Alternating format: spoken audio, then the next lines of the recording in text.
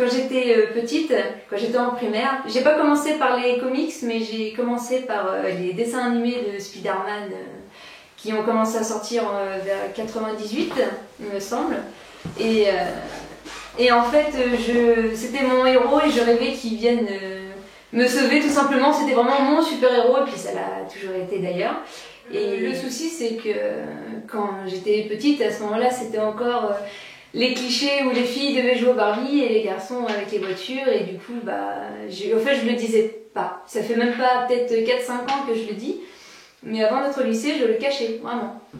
Spider-Man, c'était mon héros secret. Je me souviens que j'achetais les agendas, tout ça, et quand les copines me demandaient c'est à toi, je disais oh ma mère s'est trompée, c'est pas ça que je voulais, et alors que j'étais folle de ça, et j'ai commencé les comics donc au lycée, il y a peu de temps, donc c'est encore un petit peu nouveau pour moi.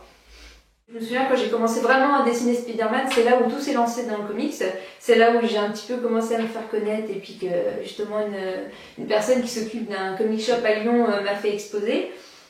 Tout est parti de là, c'est là que je suis partie dans le comics et c'est là aussi où j'ai eu comme un déclic au niveau de mes Spider-Man où j'ai commencé à les faire de ma version à moi.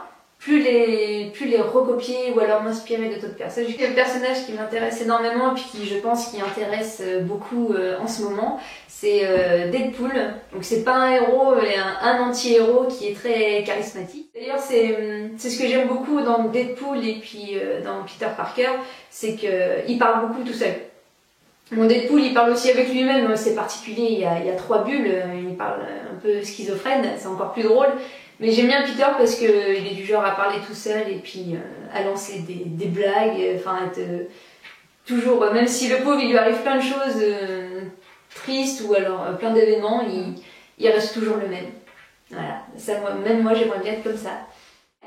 J'ai commencé à faire le Hulk parce que mon grand Hulk que j'ai fait chez moi, j'ai commencé à le faire juste une envie comme ça, c'était pas vraiment à la base, ça devait même pas être une peinture que j'aurais peut-être mis sur les sites sociaux.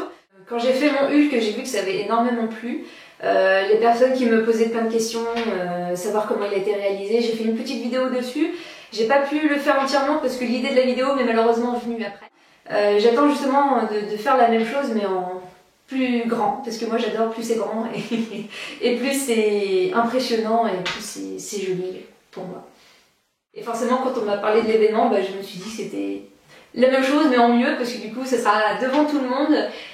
Je serai là si justement il y a des gens qui sont intéressés, s'ils veulent poser leurs questions, savoir avec quoi je le fais, savoir comment ça se passe. Donc voilà, je suis très contente de pouvoir le faire.